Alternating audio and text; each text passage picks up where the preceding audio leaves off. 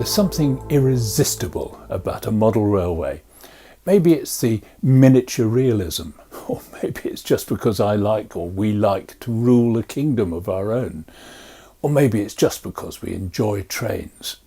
Whatever, a model railway draws people in.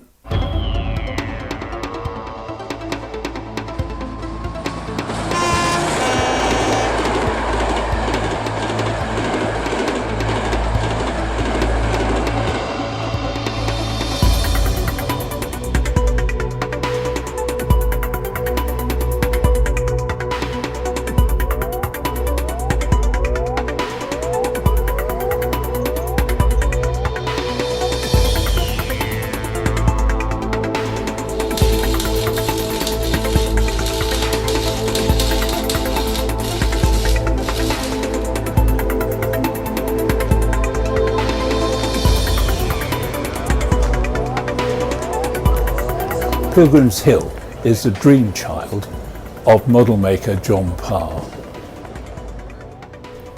I've been toying with the idea of building an 00 gauge railway ever since I've been living with Pam, because her son-in-law bought me a railway magazine for Christmas, and it fired up my imagination, which I had thought about these things as a youth.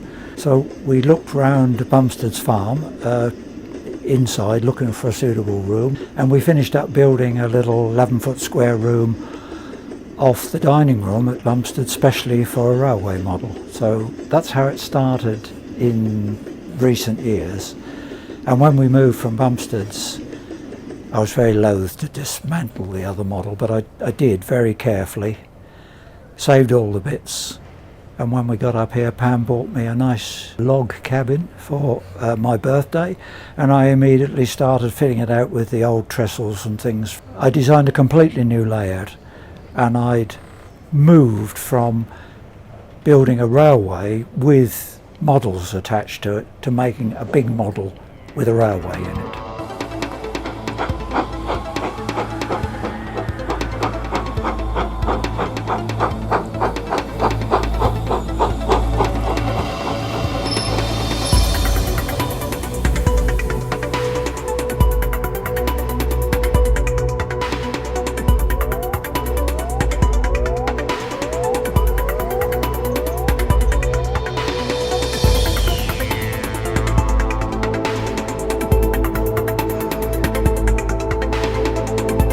I have taken standard kits in the earlier part, for the first half of the model, the bit that particularly over that side, but I've taken them into my system, into my heart. I've taken the dedication which Metcalfe, the kit manufacturer, gave to his school.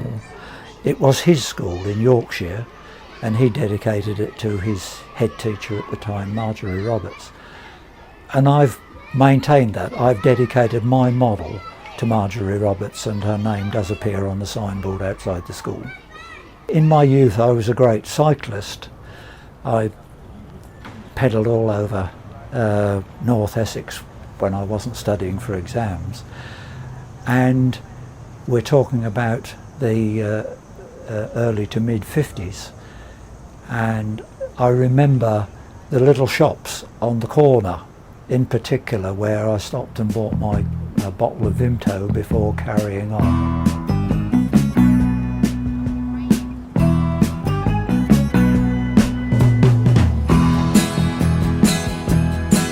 The name of this railway, Pilgrim's Hill, is a literal translation of the place where John lives, Montpellier Cottages.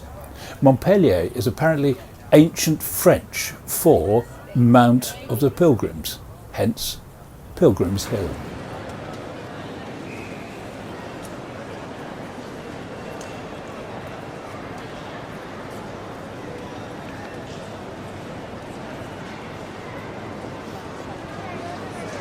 I've complicated it to a great degree.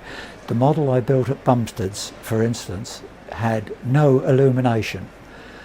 In this one, almost every building has lights, at least one light in it. because Pam was disappointed that the old model didn't do anything at night. This one does. This one lights up, and wiring it up is quite a considerable complication and very time consuming. The railway is coincidental. I'm not making any attempt to make it proper prototype. I've probably got points facing the wrong way. My railway signalling is probably not in the right era. The idea is that the majority of this is in my youth. It's the 50s and 60s. That's how I like to see what I'm building. There are some buildings on here which weren't there in the 1950s. But in the main, that's the era I want. I've tried to collect vehicles that are of that era and make the buildings look that era.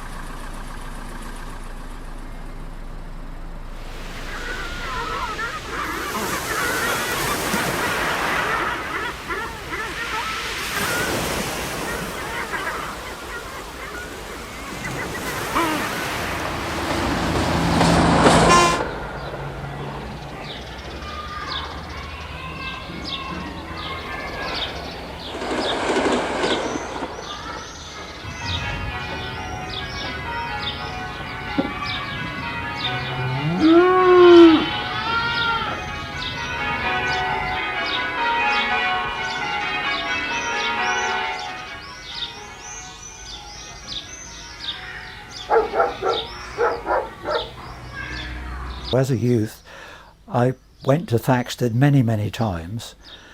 To me, Thaxted Guildhall in particular is one of those buildings which always sticks in your mind. And so it was just one of those buildings. When I started doing scratch building as opposed to kit building, that was one of those buildings I wanted to try and model. I'm actually very pleased with how that one's come out.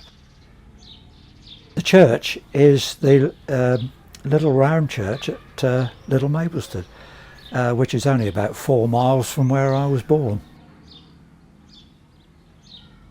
Now, this is here. This is numbers 1 and 2 Montpellier's cottages. I've tried to bring significant things out of my past life into the model. The fact that I spent 3 years in the Air Force, there are 2 RAF stations on the model. It came about because I decided that I would get an air sea rescue launch built and build a little RAF station round to support the rescue launch. And further back there's another RAF station where injured airmen can recuperate for a while.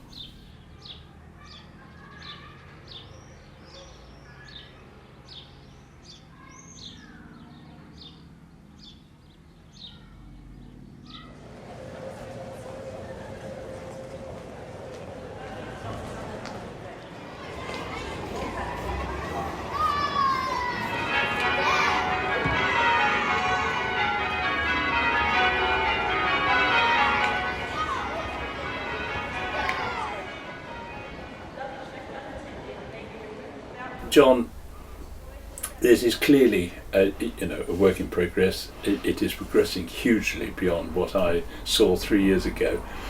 But where to now? What is the future of this? As you saw, there is still a lot of empty space to fill, and at the current rate of progress, I don't see those holes being filled up inside another year. And then there'll always be titivation to do, cleaning things up, changing things, repairing the things that don't work or aren't right. I can see myself finding something to do in this building for at least 10 years. I'm not sure it'll last 10 years, but I don't ever expect to be finished.